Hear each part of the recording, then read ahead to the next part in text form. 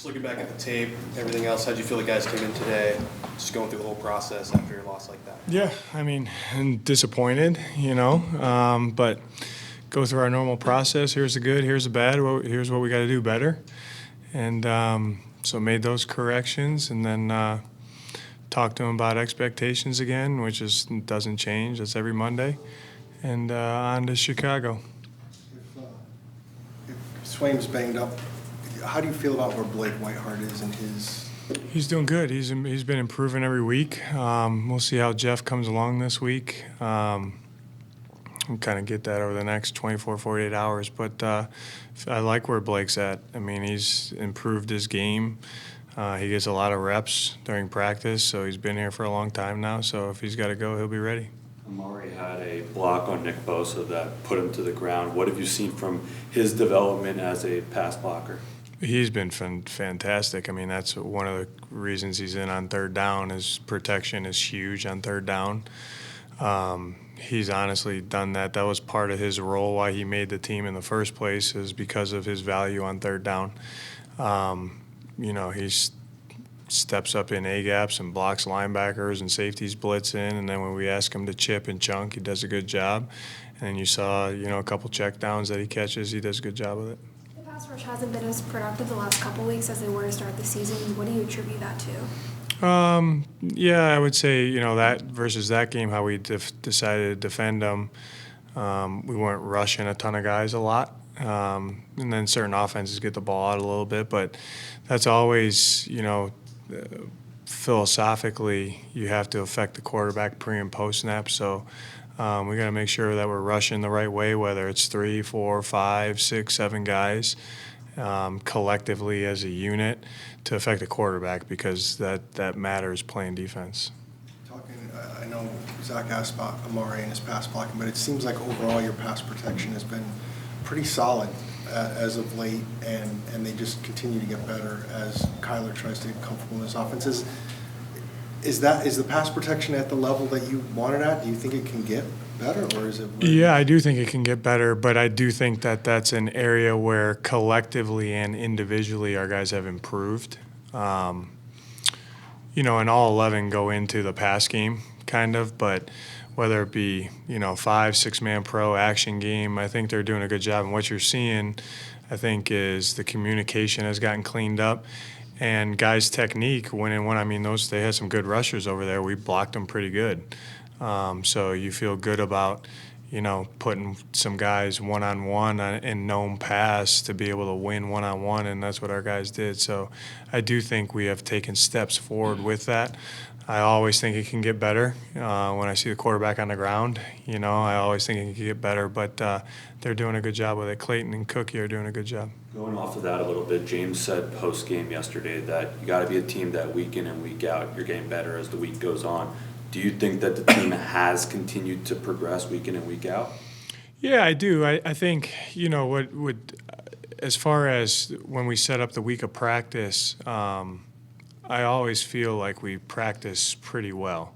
Last week because coming off the bye and we got a little bit healthier, I chose to go in pads and we went fast all 3 days because I thought that's what was needed. So those guys, whether pads or no pads or different tempos, whatever, they understand that you only have a limited number of reps to practice Wednesday, Thursday, Friday, Saturday, and you got to maximize those opportunities. And then, what has to show up is it has to show up then on game day. And those are the little details within a game. That's really the difference between winning and losing. So we've got to make sure that we're on those details all the time. And just because you stress something during the week, something else is going to show up, but you got to be on those details as well. So we just got to continue to do a good job moving forward, like we have been doing, to make sure that we're executing at a high level on game day. I think 22 out of the 26 pass completions were either tight ends or running backs. Is that okay from your perspective, or would you like to get the actual receivers more involved? No, I think we need to get the receivers more involved. I would say this, every game plays differently, so I'm not a huge guy of, this needs to happen or this needs to happen just 'cause. I think you need to be intentional and deliberate about how you're trying to attack an offense or a defense. So that's why when I talked to you guys yesterday, I didn't even know that stat, truthfully. It didn't hit my brain like that as I'm watching it. I saw us move the ball up and down the field. We got to score more points in the red zone. That's what hit my brain, and protect the football. But with saying that, yes, we have to maximize our guys' touches and opportunities in the pass game, and that's all 11 guys doing that together. You mentioned yesterday when someone asked about the one where McCaffrey was so wide open, that's a coaching thing. And Yeah. Debo had one also where he was pretty wide open. How do you determine, is it coaching, is it the call, is it? Yeah, we got to the make call sure wasn't that. executed? Yeah, we got to make sure we're coaching our guys to put their eyes in the right spot. Is those two plays. You guys brought in Tyreek Smith on Friday. What do you like about him? What do you think he could bring to the team? The violent, big guy that can rush. He's got some juice. He's from Cleveland, but no. No, I think that, he's a high football character guy. We vetted him. He's played with some guys on our team. And, excited to get him in the mix. There's been a record number of starting quarterbacks get hurt this year across the league, and it's been climbing the last 5 to 6 years. Do you think any part of that is part of the 17-game schedule, or do you think it's a fluke? Or do you have any opinion on it at all? Honestly, I don't, Bob. Truthfully, I don't. I probably can't give you an educated answer to that without studying it. I know that it's a violent game, and the rules try to help the quarterback position, which they should. It's the same thing as much as sometimes as a defensive guys you listen to, oh, well, that's, where can we hit the guy? I don't want our quarterback getting hit like that either. You know what I mean? So I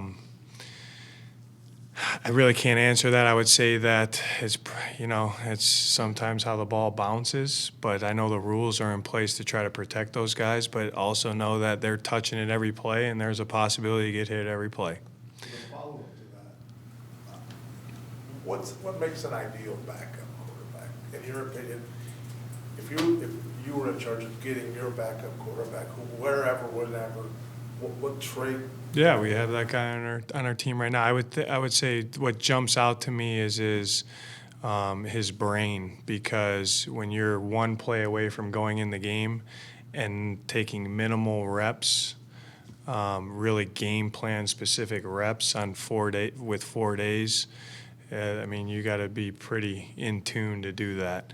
So, that's probably what I would say, because those guys don't get a lot of reps. And then to jump in the game and play winning football for you, it's hard to do. There's not a lot of positions that really, and you have to have them all that do that, but that position, specifically talking to the quarterback, is there's so much on his plate mentally and physically to be able to operate in a level that you can win a game with is hard. At left guard, Elijah was active, but Tristan got the start, and then Elijah ended up going in. Was that more so Elijah needing time to, not get the start, of not having a lot of practice, or what went into those decisions? No, I feel good about both those guys. We really want to see them play, both of them, honestly, Danny. How's Hollywood feeling, and what's he trending? It's okay. He came in there today. He was okay. We just got to do, like I said to you guys yesterday, got to make sure we're doing, what's right for Hollywood first and then the team second, because, if he's not healthy enough to go, then we can't have him go. You know what I mean? So, and like I said, he wants to play. He wants to be out there. He wants to impact the game, but we got to make sure that he's healthy enough to do that. Do we try to get him ready every week, or has IR been a possibility? No, not in my mind right now. As we sit here today, because of where he's been at the last month, so. How tough is it to determine that he is healthy to go? Because you have a week of practice, which obviously is not a game. And then when you get out there in the game, it kind of can act. Yeah, it's hard. It's hard. But he does a really good job of communicating with us throughout the week. And then on game day, too. Because he doesn't want to be out there. He wants to be out there, but he also knows that if he's not healthy enough to go, then he's probably hurting the team, too. So he has good communication with us. Go for it. Sorry, there are some coaches, I guess, where they give veterans rest days every week.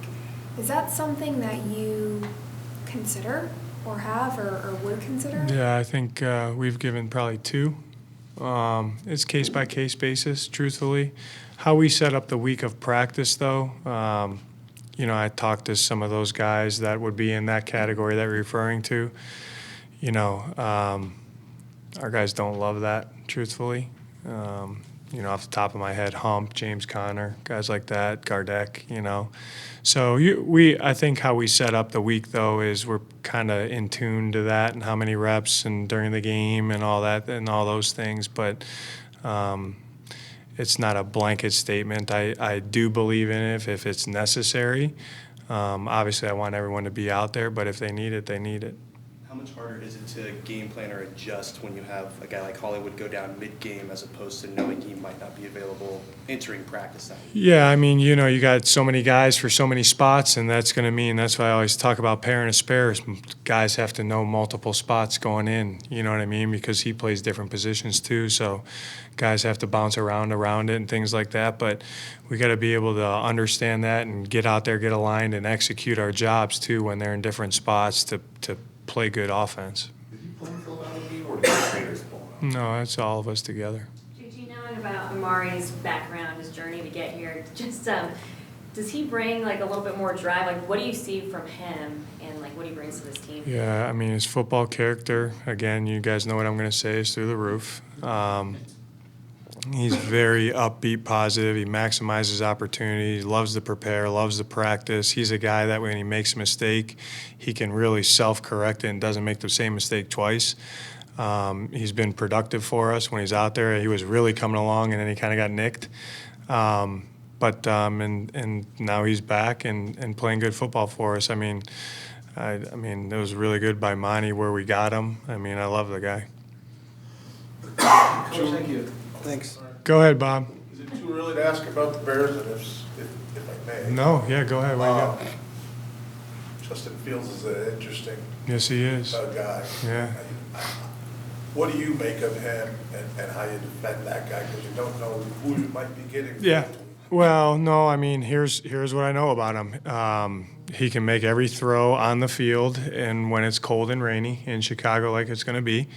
The wind doesn't matter because he's got a huge arm. He's extremely mobile. He's hard to tackle. And his extension of plays is very productive. So when you got to play, when you have to design a plan for that type of skill set at quarterback, it makes it very challenging. So we got to do a good job in the run and pass game. Run game where he's involved, run game where he's not. And then in the pass game is you got to mix your rushing coverage the right way to affect him, because he can beat you when the ball comes out on time, and he can beat you when the ball doesn't come out on time. And there's some guys that can do that, but there's not a ton of them. You know what I mean? And he's one of those guys. So, and he's hard to tackle. I've been a part of games where he's broken 6 tackles on one play, literally. So he's productive player. It's a weapon, and he's hard to defend.